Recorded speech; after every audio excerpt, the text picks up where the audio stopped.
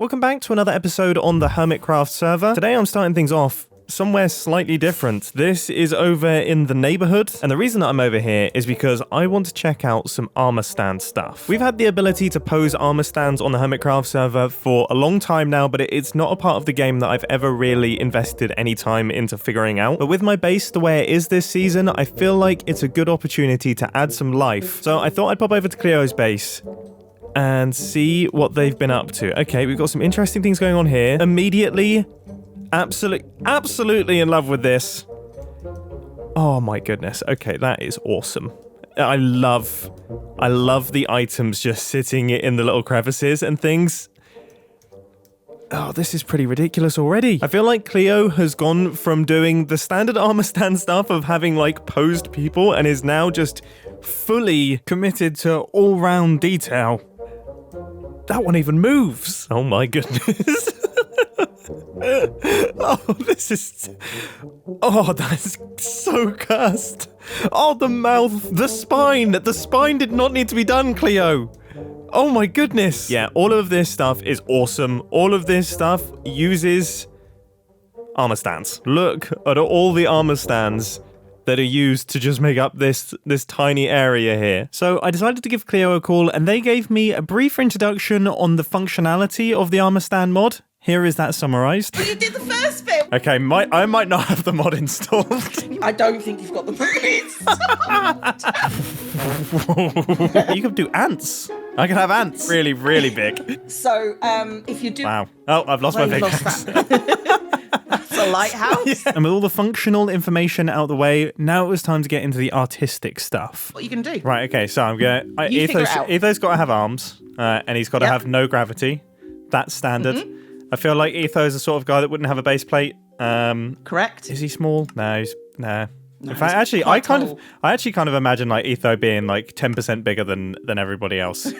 That's how I imagine Etho. And then I feel like he's a joyous boy. I'm going to say you can use the presets, but only if you edit them afterwards. I will. Okay, let's go. So. Okay, Cupid. There we go. That one's fun. Yeah, that's lovely. Okay, cool. He now looks zombie-ish. It's amazing how quickly that changes. He goes from being all like very sweet. Shall I give you a little hint about life on a statue? Okay. It's to do with the head. Right. Because you can see he's like facing straight on right now. Yeah. And that's what makes him look lifeless. If you tilt the head slightly, up, down, left, right, turned a little bit, it puts a way more life into the statue very quickly. Oh, I even see that. Oh wow. Yeah, I mean, he definitely. Everything I do seems to turn him into a zombie. That is one thing that I will say. Having the arms outstretched doesn't help. No, that is true. That is true. You need to take the arms down a little bit. Well, now, like it looks like he might be holding something out to someone. So you could do. Yeah, it could be a rose. Hang on. Oh, I keep doing that. That is like one of the best first armor stands that I've seen. So is it? Well done. Okay, nice. Right, secondary. The way he's holding the bottle is unnatural looking. It is a bit floaty, isn't it? Yeah. So what we could do is secondary armor stand holding the bottle. Oh my goodness. Think about the things we've talked about and now put that bottle in a more natural place in Etho's hand. Where's my armor stand gone, Cleo? There we go. You like resurrected him from the ground. I think you might want to put it in the side of his hand as opposed to on top. Oh yeah, that's an interesting thought. I was kind of holding by the neck. Oh, you know? Oh, see, this is the stuff. Move it to the right a little bit. There you go. Yeah, I think. Okay, wait, hang on. I think it needs. Okay, we've hit addiction level. Okay, got it. Yeah, this is dangerous times. Oh, I mean, it's not too bad. I feel like I've tilted it actually the wrong way. If you embed it slightly in the hand, so a bit of it disappears, that also looks like he's gripping onto it. What level of in the hand do you think is the right amount? Because like there's he's holding it by the neck. Yeah, it's almost like a couple fingers. What you want to make sure is the bottom of the flask. Yeah. Like the bulbous bit. Is underneath the hand, I think. Yeah, you've got the right. Yeah, that's so true. Does he have a really big bottle or a really small bottle? Yeah. Etho seems like again a guy that would have like he's someone that I reckon like buys things in bulk. So I feel like he would never have like a 500ml bottle of water. No. Like it's like a litre minimum with Etho. Oh, absolutely. Yeah, just for cost analysis, benefit. Yeah, analysis. like he's worked it out. And okay, I feel like There you go. It's all right. I feel like I've done okay. I think it could be tilting a little bit more somehow, but Okay, if you come to this side, what I would have done is I would have tilted it. Sorry, has this that took me a whole Minecraft day? It's only 10 minutes, it's fine. Yeah, that's just moving a bottle about. I would have tilted the bottle in the opposite direction from the side. Oh, yeah, well, what am I doing? I wasn't looking side on. So with our test etho completed, now it was time for our natural disaster. I've done a little bit of custom head stuff. Right, okay. Which I think, like, for the little guys. Yeah. And I've done 3 of them. Yes. Okay, and give me, like, 5 seconds. Okay. Oh my goodness, the suspense is building. That is the perfect. That is exactly. I thought the screaming Corrales Yeah, that is absolutely bang on. I've also done a little Mumbo face and a little green face, just so you had options. Yeah, but I thought Corrales was so perfect. Corrales is perfect. I always say, have little funny moments in your head, right, and build each funny moment separately. Yeah, I feel like here's quite a good spot. This is interesting. I'm gonna be really boring though. I actually just think the regular yellow is probably the most hazmatty of the hazmatties. Perfectly fine. Oh yeah, it's weird. It looks less yellow in your inventory. I will say that. I'd say like out in the world, it's actually a little bit more yellow. That looks really funny. So he's going to be carrying a little canister in front of him, right? Yeah. Okay. So try and we can always come back and edit him afterwards. Is he going to be leaning backwards carrying it? Oh yeah, yeah. Is it heavy? Yeah. See, I was thinking that he was like a super strong person, just like carrying the barrel one armed. Like, are you a super strong Mumbo? No, unfortunately not. Okay, the pivot point of body is a little bit different than what I expected. I don't like it. Yeah, I feel like I've gotten somewhere. I think maybe we need to move him down a little bit. Oh, I'm nervous. Now you can decide how big the barrel is and what angle the barrel is going to be. Okay, it's a little bit closer to him than I imagined. Paste. This is going to be my whole week, by the way. Like my Hermitcraft episode from this point forth, they're going to take me like a month to make. Hey, he does actually carrying it. He does actually look like he's carrying it. That's gone kind of well. I mean, he's like See, I feel like this is the sort of thing that I actually do when I'm carrying something heavy, which is I start getting my chin involved as well. Like this. It's all quite intuitive once you get going. That's it. I kind of like the way this lid is, like, it does look like it's almost falling off, and like he's gradually, like, we've all been in this situation where you're carrying something and you just see it start to go and you're like, no. So I think this is an imminent catastrophe. In terms of like the signs and things like that. That's tricky. Yeah, that's what I was wondering, because I'm assuming they get transferred into being an item, right? So they have to exist as blocks. I might just literally just have nobody panic on it.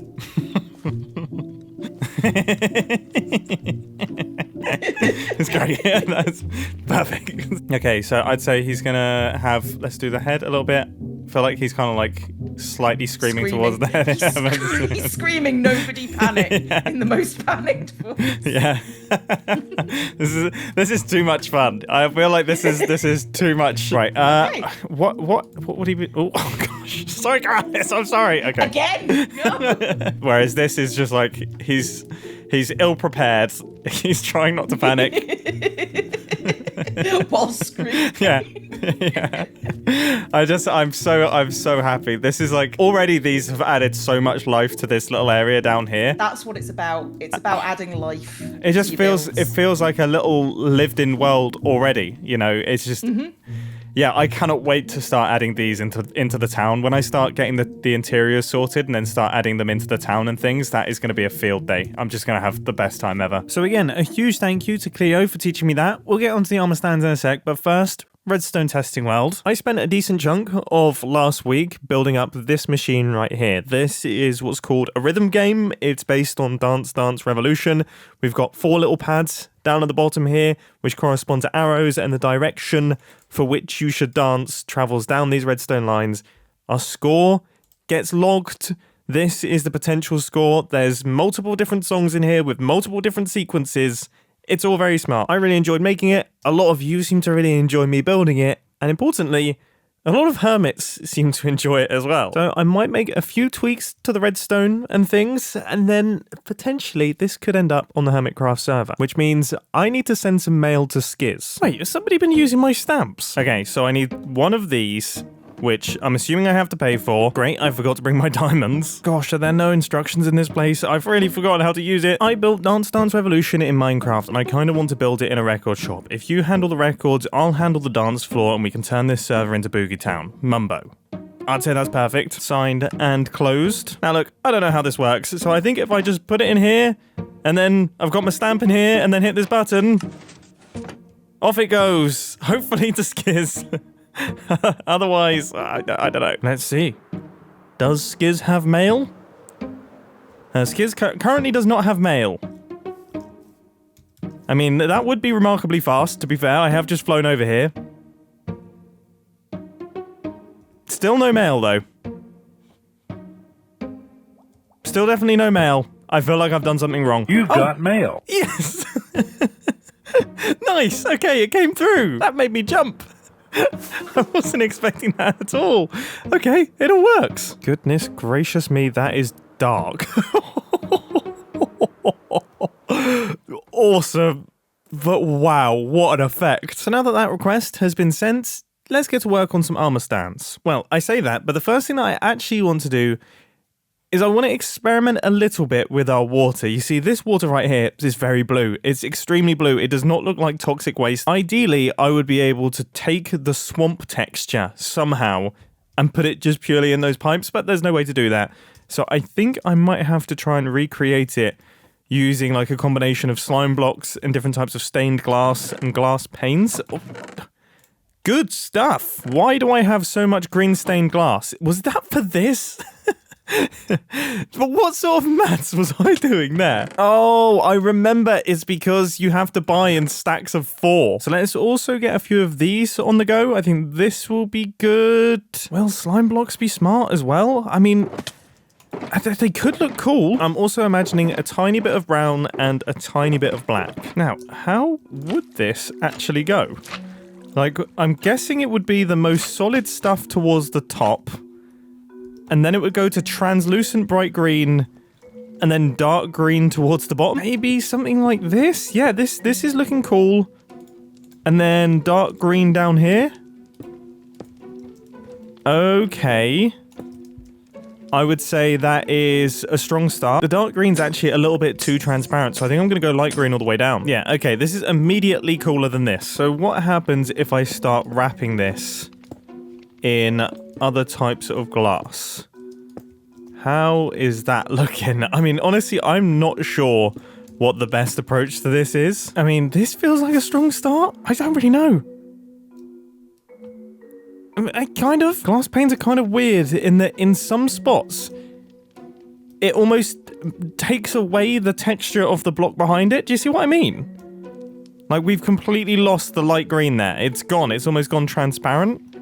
Whereas over here, they're stacked up. So in certain places, it can make it a little bit confusing to look at. Like, look at it on the slime. It just completely removes the slime texture.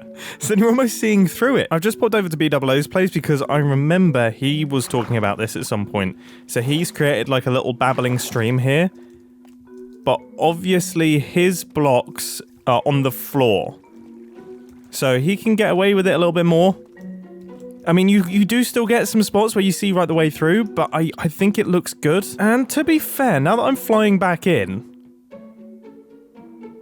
I think when it's glass, it looks good. I think it's just this pane that's actually messing it up. Okay, nice. I actually like this. I think this has worked out. It looks significantly more interesting than this side, and it looks like it's working correctly. I definitely think with this amount of toxic waste flow, we are going to have to expand out our region of affected area. I actually kind of want it to flow down into the river. Oh my goodness, I've just come up with the most ridiculous... Okay, we have to do that because I've come up with the most ridiculous idea. Oh yeah, both of these are so good.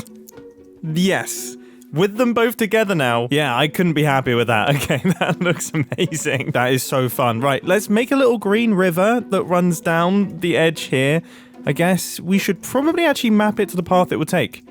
So it would kind of run along like this, and then it would probably go in this direction, meander this way, we don't want it to be fighting against the hill. That's kind of the point that I want to make. I want it to look like it would naturally run this way. Yeah, that seems about right. Whoops. Well, okay, this is a good sign. The fact that I broke the water and that is the path that it took, I guess shows that we are accurate. The first thing I'm going to do is swap out all of the dirt underneath our stream for a mixture of cobbled deep slate and mud.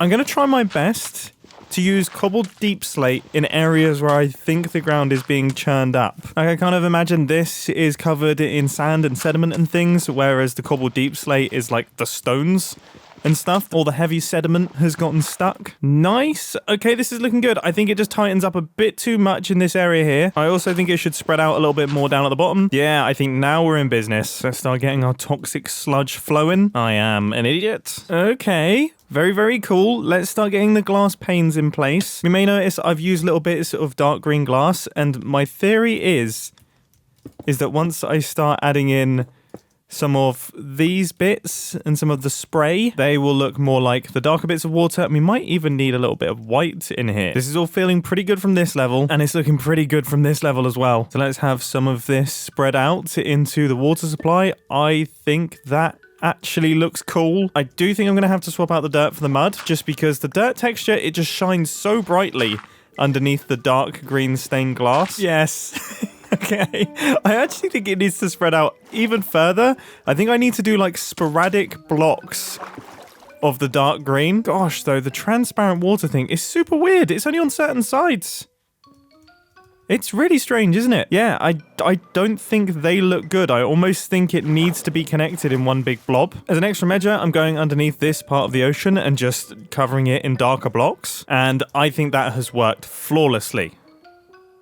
Okay, cool. I'm getting excited now because now it's time for me to deploy my stupid plan. I'll do all of the extra destruction bits around this area in a second. It is time for me to kill some fish. I think at this point, some of you might know where this is going. So I've got an armor stand here. If I shift click it, no gravity, no base plate. It has arms as well. If I give it a salmon and then make it so that it is on the surface.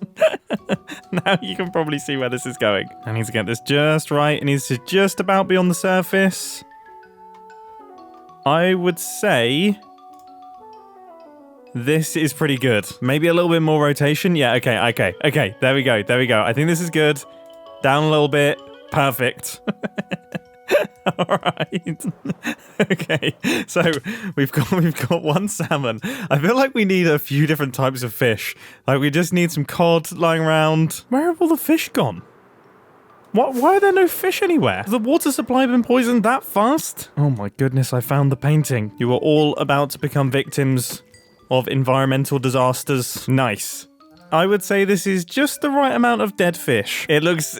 this is so silly. I've tried to vary up the scales a little bit as well, and I think that's worked out quite nicely. It's so stupid. It's so stupid. Cool. Now I just need to quickly expand the edges of our toxic zone here, because it looks a little bit strange, it just going from toxic waste to perfect wheat field. There was also something bothering me about the way that this actually ran, so I thought I would add a little offshoot here. I really don't know how it looks just yet. I am yet to look at it from anything other than the ground. Ooh, but I think that has done the work. Yes, now it looks balanced. Now it looks actually correct, because we do have some of the toxic waste is perfectly in line, but I guess this also implies maybe if we actually put like a boulder here. Yes. Oh, this is smart. Yeah, maybe there's something here that is preventing it. Yeah. Nice. Okay.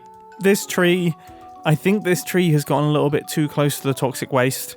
I think it now looks a bit strange. And to be fair, it doesn't really fit in with the other trees that we have in the area.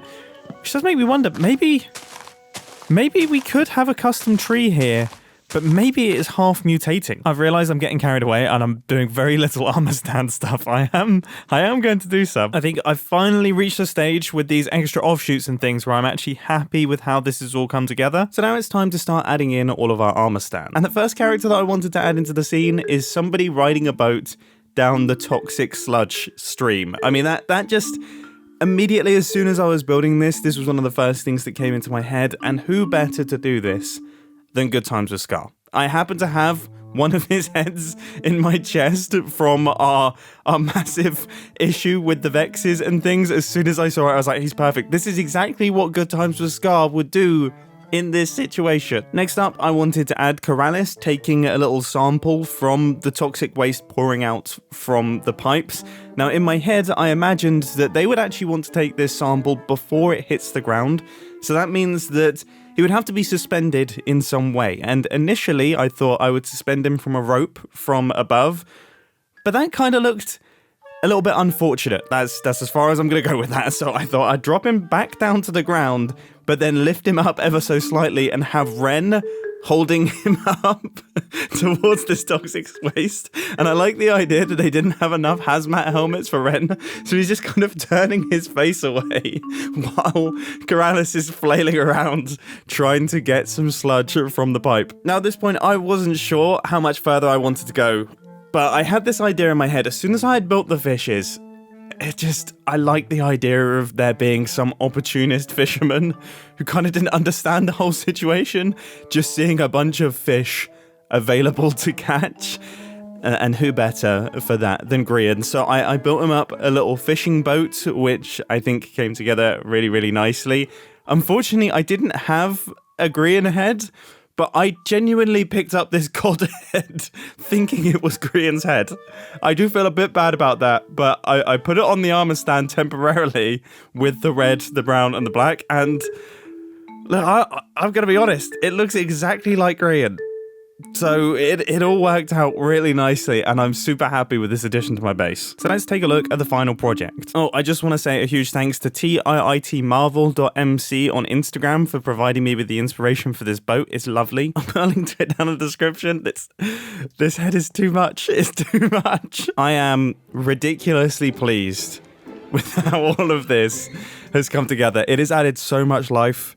It has been so fun learning about this part of the game that I have never really touched previously. I literally cannot thank Cleo enough for giving me all the tips on how to make these look more human. They look so alive, they fit perfectly within the build, and I absolutely cannot wait to start getting some of these guys into this town up here.